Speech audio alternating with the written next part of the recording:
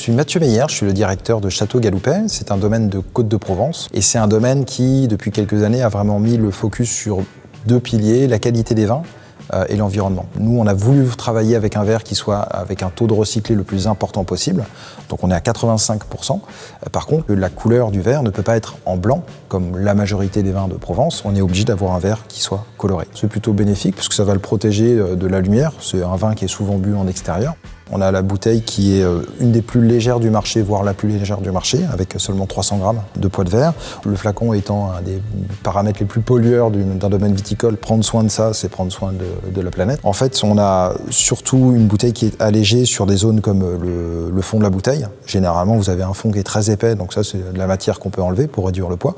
Les épaules sont aussi une zone où généralement il y a beaucoup de poids. Ça aussi, ça a été allégé. Et une bouteille, elle n'est jamais plus forte que son point le plus faible. Et nous, on n'a pas de point particulièrement faible. Et ce qui fait qu'on a un taux de casse qui est exactement cohérent avec le taux de casse d'une bouteille standard.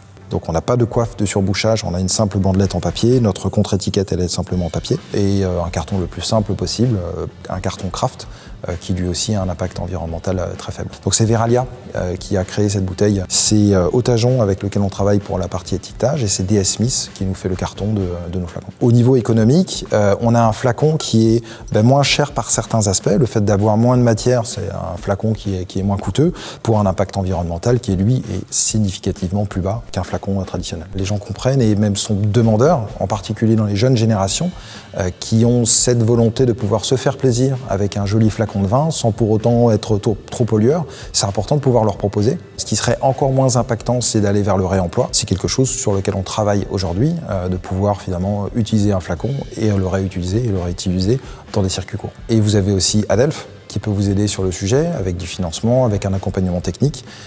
Faut pas hésiter à faire appel aux autres.